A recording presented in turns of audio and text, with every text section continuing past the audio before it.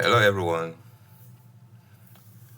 In today's video, we are going to be looking at how to add a data disk to a Linux virtual machine in Azure.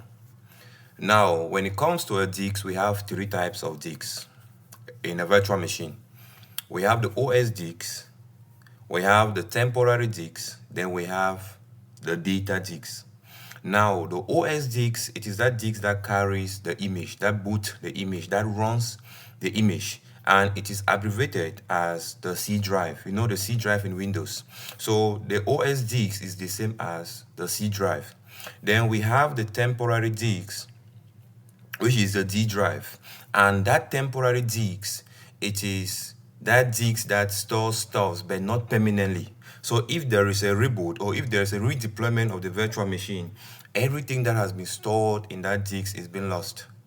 Then the third, we have the data disk. So in this video, we are going to see how to add a data disk to a virtual machine, and then we are going to see how to partition that disk in the virtual machine. Now, a data disk, it is a persistent disk. It is that disk that stores stuff permanently. So if you want to save your data, your files, your folders permanently, you can do it in a data disk. So if there is a reapply or redeployment of your virtual machine, everything you have stored in your virtual machine inside the data disk, it still remains the same. So the first thing we are going to be looking at in this video, we are going to create a virtual machine. We are going to create a virtual machine running a Rocky Linux image. So let's get into it. So first things first, I'll go to the left. I'll click on virtual machine. I'll click on create virtual machine. Then I'll define my resource group. I have no existing resource groups. What am I going to do? I'm going to create a resource group, knowing too well that a resource group is a container for resources. So it is that house that holds all our resources. So all the resources we are going to be creating today, it is going to be inside the resource group that I am going to create. So I will click on create new, then I will put it as data resource group. Then I'll click on OK. Then the name of the virtual machine, I'm going to put it as data-VM for the virtual machine. I'm going to use the East US for the region. Then under the availability option, I am going to change it as no infrastructure. Then for the image, I am going to use the Rocky. But Rocky, it goes with the security type of trusted launch virtual machine. You know, we have the trusted launch virtual machine, then we have the standard. So the standard goes with basic level of security for your virtual machine. Then the trusted launch virtual machine, it protects against persistent and advanced attacks on generation 2 virtual machines. So I am going to use the standard. Now I am going to select, I don't want to use the Ubuntu. So let us use the Rocky Linux. So I am going to select the Rocky. If you look under my recently used, you see I have the Rocky Linux 8 with LVM. LVM stands for Logical Volume Management x64 generation 2.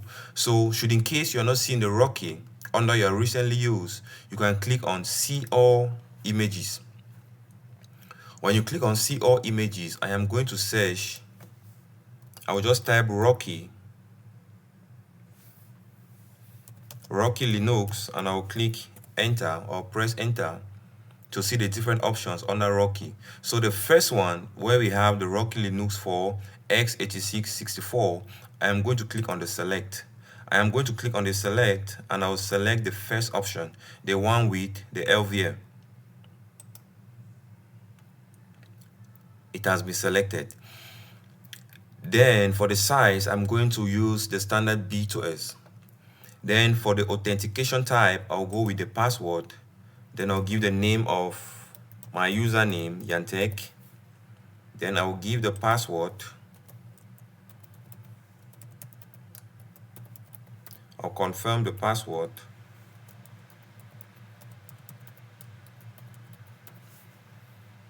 Then I'll scroll down. For the inbound port rule, I'm going to leave it as SSH. You know, SSH is being used to securely remote to a Linux virtual machine. If it was Windows, we are going to see RDP, which is port 3389 by default. So I am going to click on next.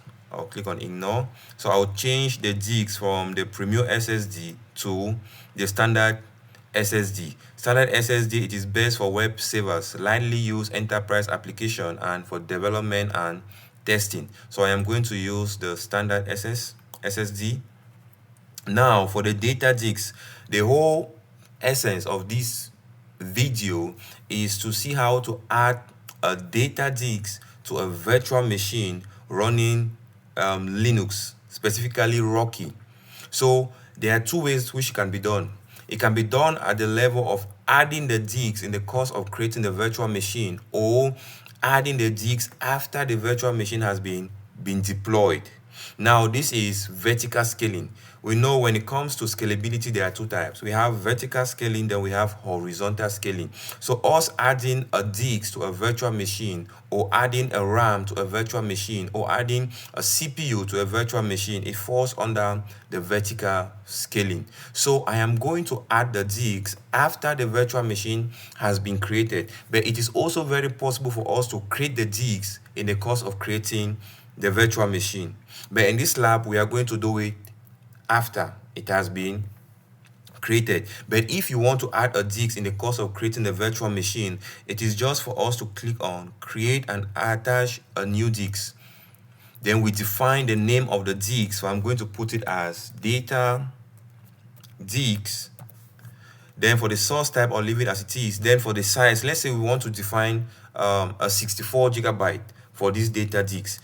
If I click on change sizes or change the size, you are going to see the different size that has been defined, the performance tier, the provision IOPS, the provision throughput, and all the other stuffs. So I'm going to select 64. I am going to select 64. We can as well define a customized disk. So you see all these ones, they are being defined, right? They are already being defined. So if I need something like a 60 gigabyte, if you look on the list, there is no 60. I can as well do a custom data disk by doing 60. But in this case, I am going to select the 64. I am going to select the 64 and I'll click on OK. Then for the enable share disk, I'll leave it as no. For the delete disk with virtual machine, I am going to check the box. Checking this box simply means when I am deleting the virtual machine, the data disk is also going to be deleted. So I will click on OK. That is simple. That is just how to add a data disk to a virtual machine when creating the virtual machine. But we want to add the data disk after the virtual machine has been deployed. So I am going to delete this guy. Then I'll click on next, which is the networking. Now the networking is just for us to have our private network. So we are going to use the default network in the course of creating the virtual machine. So this is the name. I am just going to edit the virtual network to define the naming convention. So where we have VNet East US, I am going to put it as data VNet. I am going to put it as data VNet. Then I'll click on save. Then I'll click on save. Then for the subnet, I am going to edit the subnet as well. Then I'll put it as data subnet. Then I'll click on save. Then in the course of this deployment, we are going to have our subnet, then we are going to have the public IP. So leave every other thing as default, then you click on management, leave it as it is, click on monitoring, leave it as it is. I will just click on review plus create. Once we see the validation pass, then I will click on create.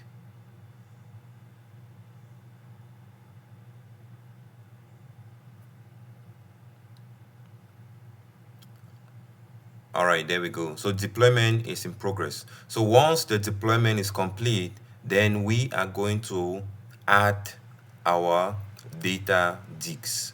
So this might take a minute or two. All right, my deployment is complete. So I'm going to click on go to resource. So when I click on go to resource, if you look at the overview page, let me close this a little bit. If you look at the overview page, you are going to see the resource group. You are going to see the operating system, right? We did Rocky 8.9. Now you're seeing CentOS. They are all the same. They're all distributions under Linux. So under Linux, we have Red Hat, we have CentOS, we have Rocky, we have Ubuntu, we have Debian, we have SUSE, then we have the Kali. So for the size, this is a size that was being defined. Then we have the public IP. We have the DNS, which is not yet configured. So if I scroll down to the size, this is the size that we define, the B2S. Then for the disk, if you look here, you will see the data disk. This is the part I want you to see. If you look at the data disk, you are going to see 0 data disks. So we want to add a data disk to this virtual machine. How can we add a data disk to this virtual machine? I will go to the left. To the left, we are going to see the settings. Under settings, we are going to see the disks. So I will click on the disks. You see, we have the OS disks. We said there are 3 types of disks. We have the OS disks, which is being used to carry the image, that boots the image. Then we have the temporary disks that store stuff temporarily. Then we have the data disks. The data disks now, it is the persistent disks or the permanent disks. Right now there is no disk, so we are going to create a data disk. So click on create and attach a data disk. Create and attach a data disk. So if you look, you will see the pen on the right. So if I click on this pen, it basically stands for edit. So I am going to click on it.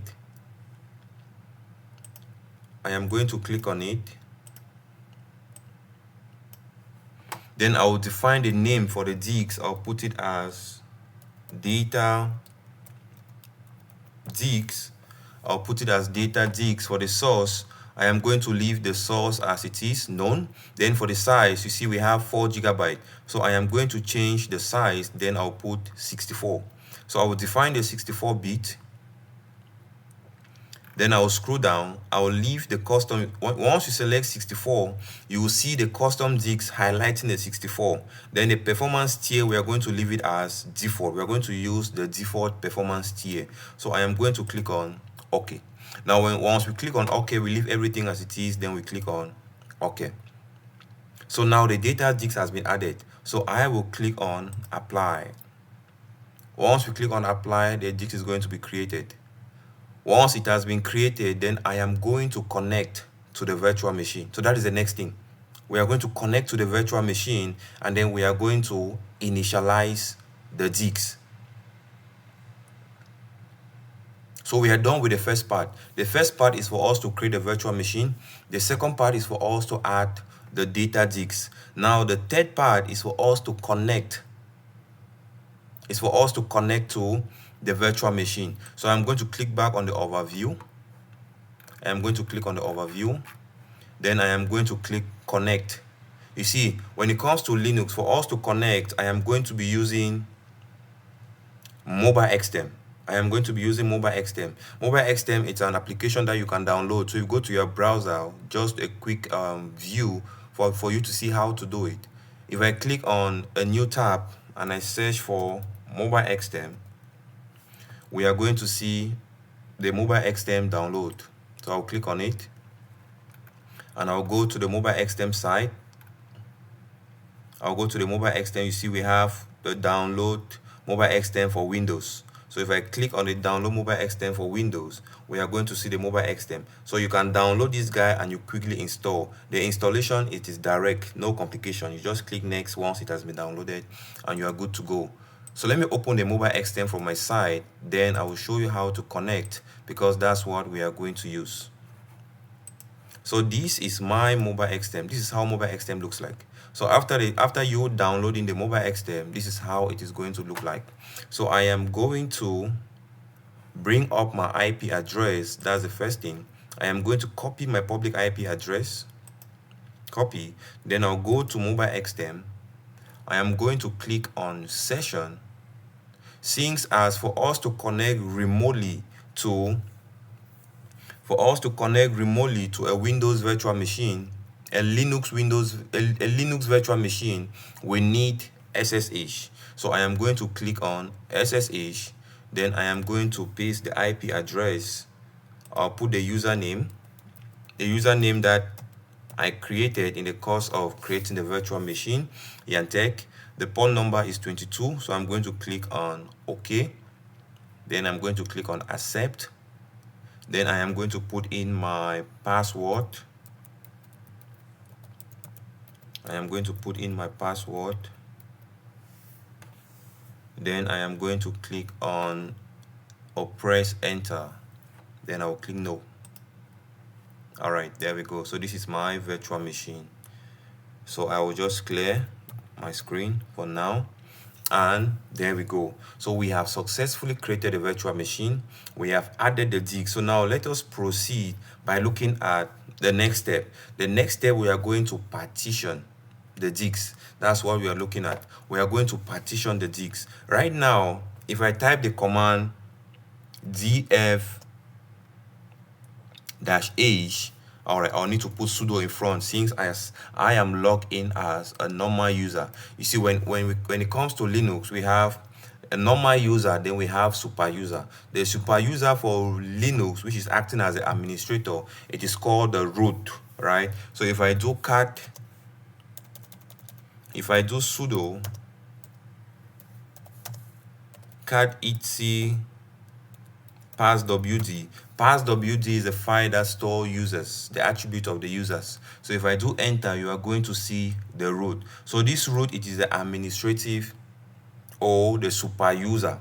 It is the super user. So for me now to run administrative commands, I need to use the sudo, right? I need to use the sudo. There is a file in Linux known as a sudo file that I can add the user into it. But I am going to use sudo, then I'm going to show you how to partition the disks. But at some point, I will connect to the root account, but I don't know the password of the root account.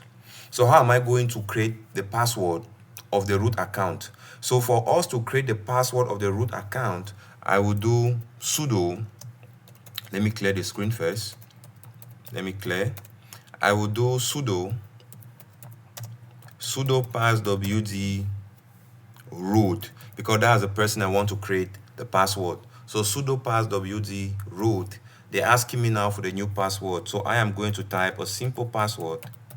Then I am going to confirm the password, and you see the password has been changed successfully. So right now I want to switch from my normal user to the super user, which is the root. So I am going to do su. Su stands for switch user, then the dash, then I'll press enter. Now they're asking me for the password, so I will do school. That's my password. So right now I have changed from Yandtech as a normal user, and I am in as the root, which is the super user. So whenever you create a virtual machine, whatever be the server, be it Windows or be it Linux, the first thing is always to update the packages. So I am going to run the command.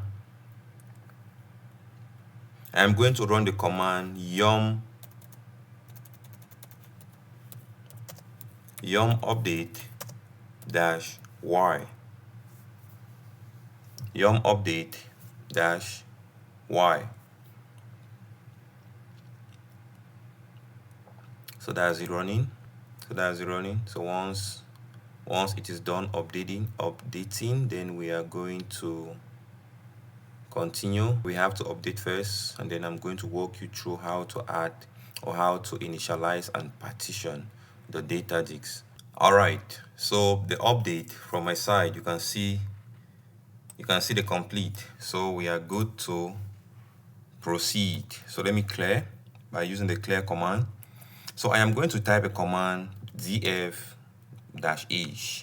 So if I type df-h, then we are going to see the file system. We are going to see the size. We are going to see the use size, then the available size, the percentage that has been used, and then where it has been mounted to.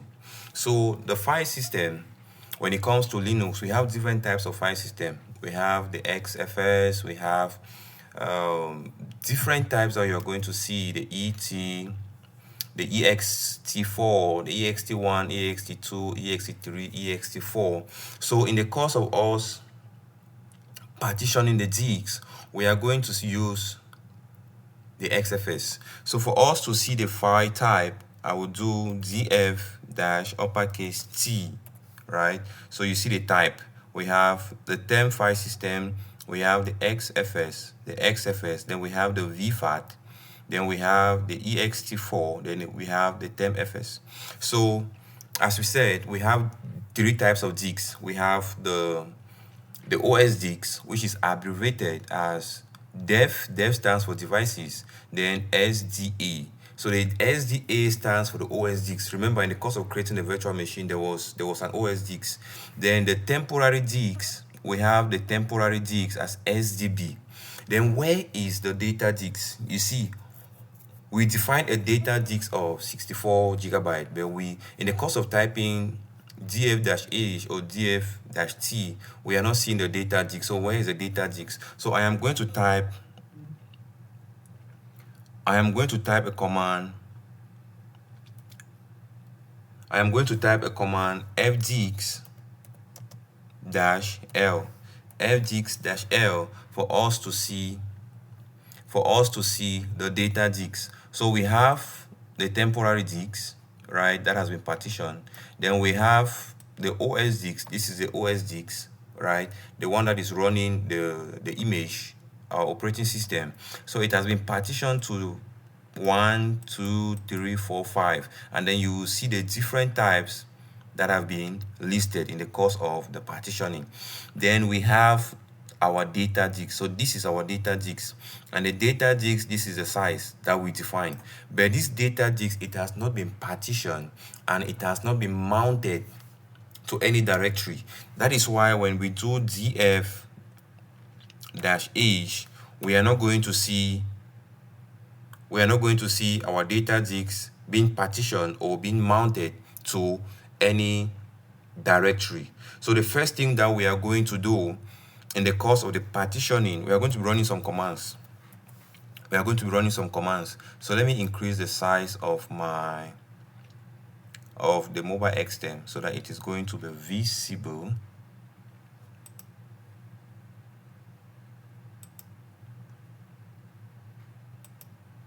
All right, let me increase the size so that we can see the commands.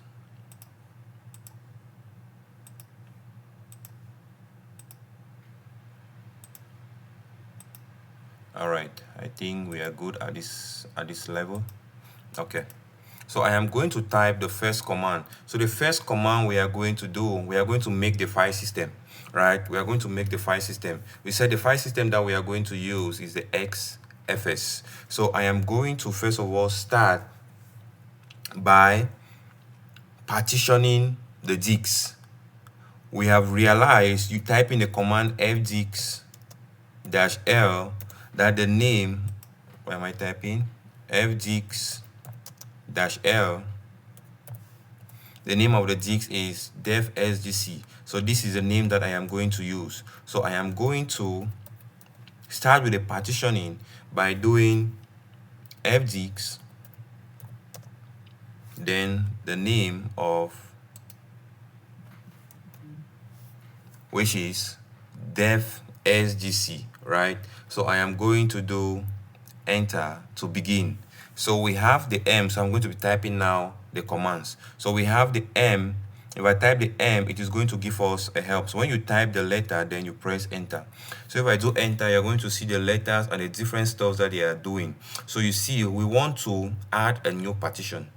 Adding a new partition, we have the N. Then printing the partition table, we have the P, right? Changing the partition type, we have the T.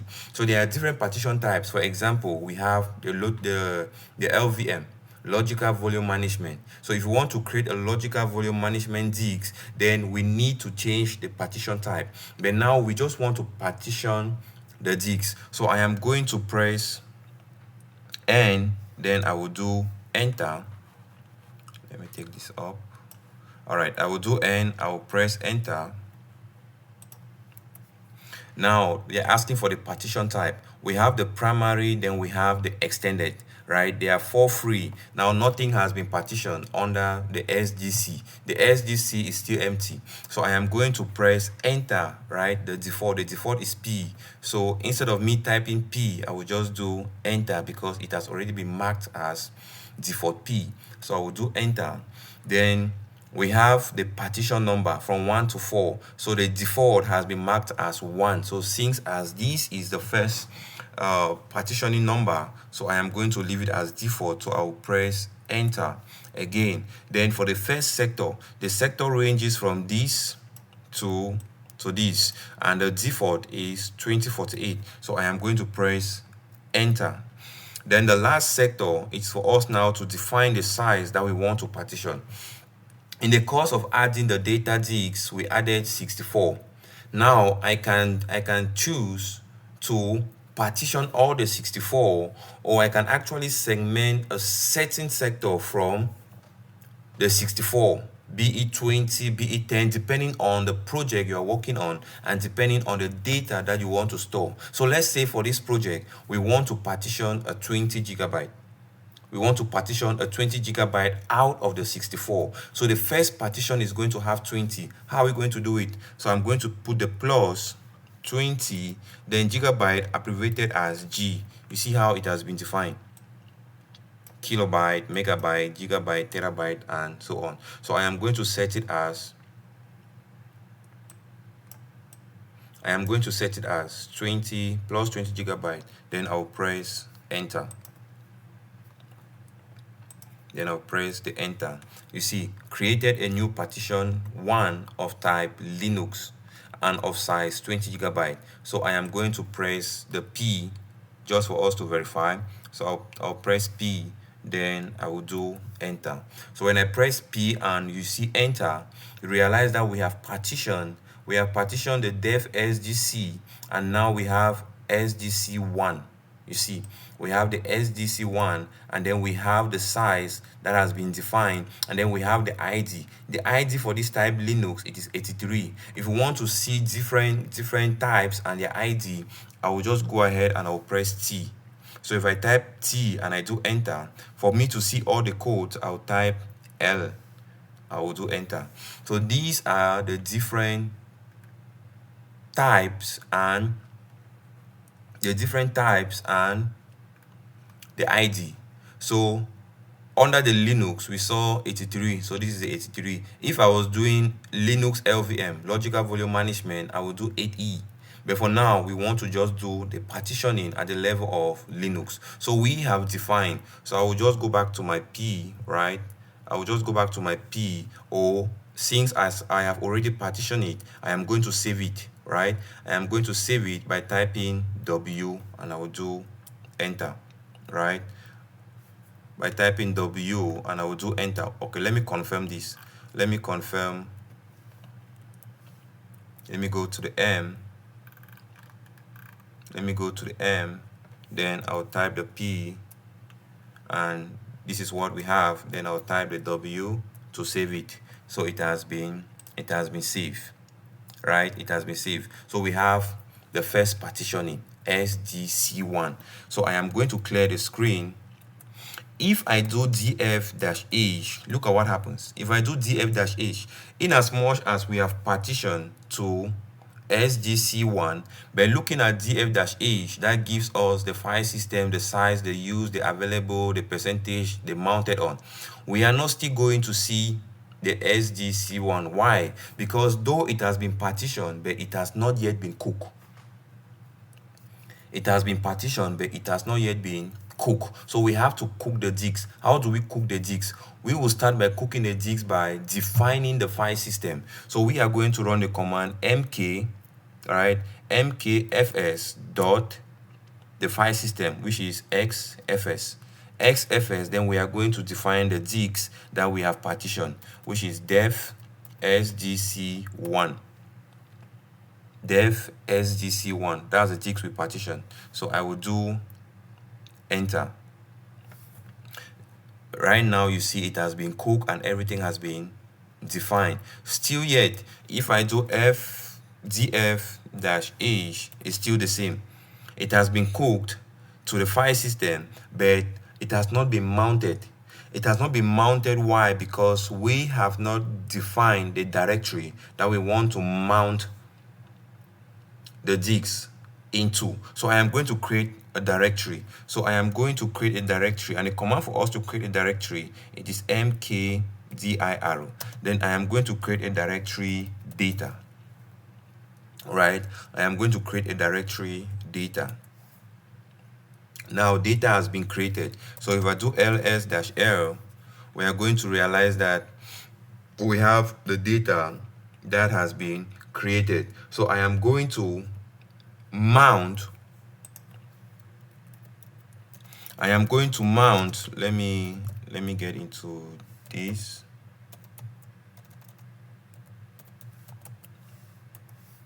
All right, so I have changed directory just for me to confirm. I have changed directory. So if I do ls, you see that there is nothing inside this data. So I am going to go back to my present working directory, one step behind.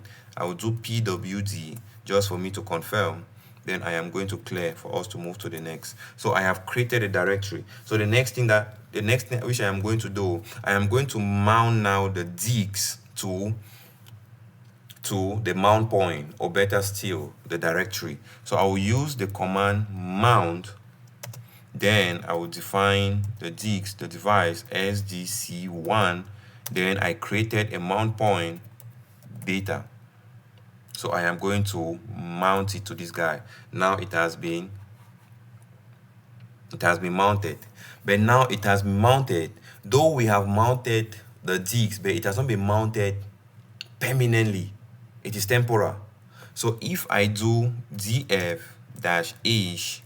we are going to realize the file system, right? The 20 gig that was being partitioned, then the mount point, it has been mounted to this directory.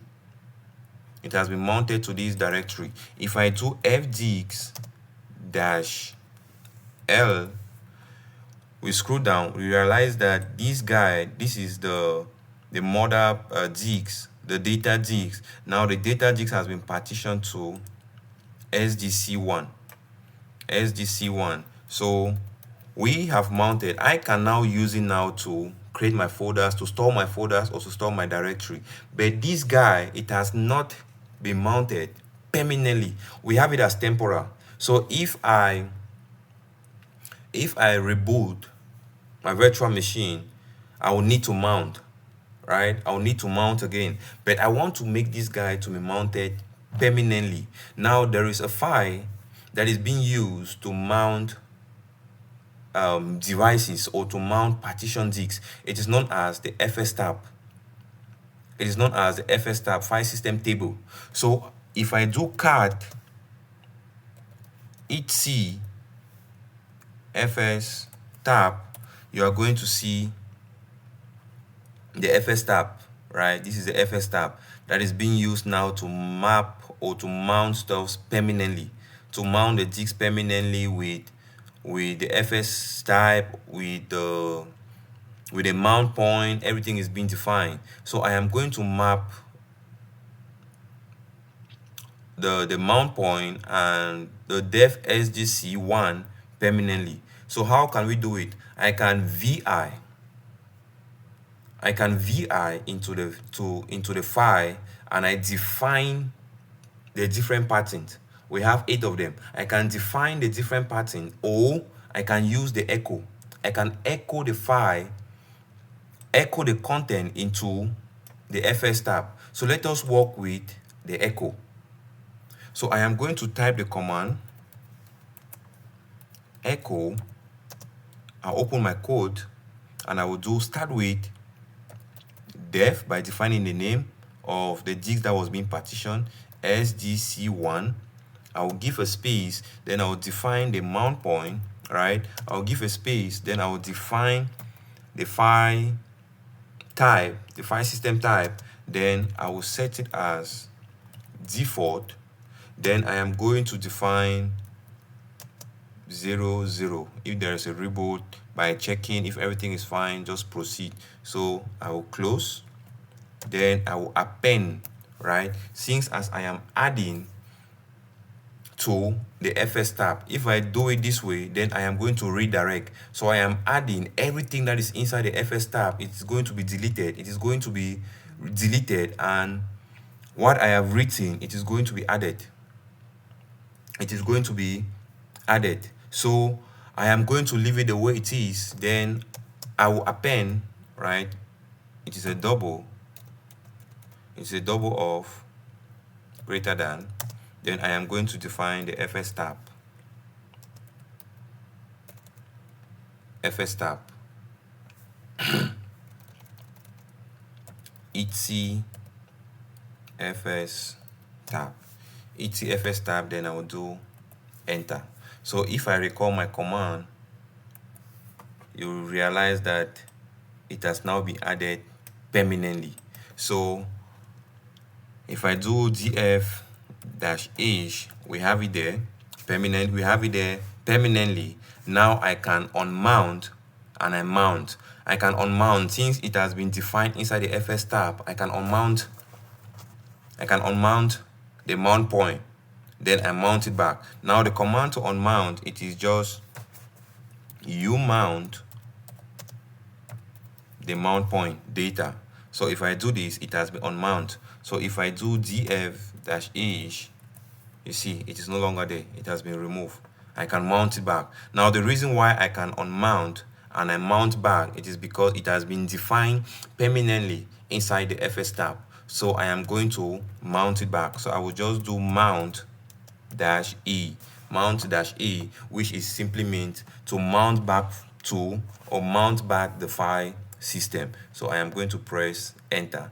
You see there is a notification, but it has been mounted back. So if I recall my command, you are going to see it has been mounted back, right? Now you will see mount hint. Your fstab has been modified, but systemd still uses the old version. So if we want to have the newer version, I can just simply copy systemctl daemon-reload just to reload the fstab. Then I am going to paste, then I'll click on enter. It has been reloaded. So now I can use my mount point, which is my directory, with a capacity of 20 GB to be storing my stuff. So I can change directory.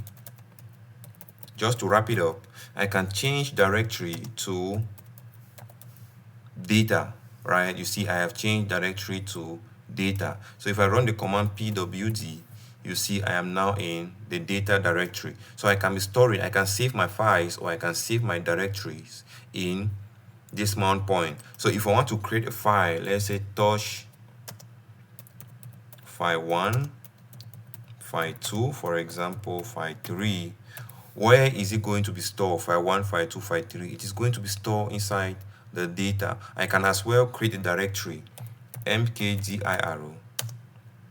I'll put it as cohort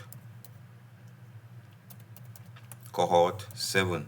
It has been created. So if I do ls-l to long list, you see that I have created files. Then I have my directory. So this video is just to walk us through how to add a data disk to a Linux image. And the Linux image, the OS that is running, it is the Rocky 8.5. It is the same command that you can use in the case of Red Hat, in the case of CentOS, and in the case of Rocky itself. The command remains the same. So let me just delete the files and the folder that I have created. So for me to delete the file, I will do rm and I will do f. Seeing as I have file 1, file 2, file 3, I will just do f asterisk. Everything starting with f is going to be deleted, right? It is going to be deleted. Then I will do y to say yes, y, yes, y, yes. It has been deleted. Now for me to delete the directory, I will do rm dash arrow. Then I will put the name of the directory and I will do yes, it has been deleted. So if I do ls, you see everything has been deleted. So that is it for this short video. So please do subscribe to our channel. We are going to be having tech tutorials that will be coming up on cloud computing, on system admin, on Linux, on Windows, on cybersecurity, on AI. So this channel is everything tech, and then we are going to be having episodes on tech talk as well, talk tech as well, where we are going to be talking about tech. We are going to be inviting tech gurus to come and share their experiences on tech, to come and give some advices on tech. So please do subscribe, do like, and also do comment if there is something you want us to talk about, or if there's a lab, if you are facing challenges in respect to in the course of your study and you want us to do the lab or to explain, just drop it on the comment section and we will do our best to upskill your knowledge.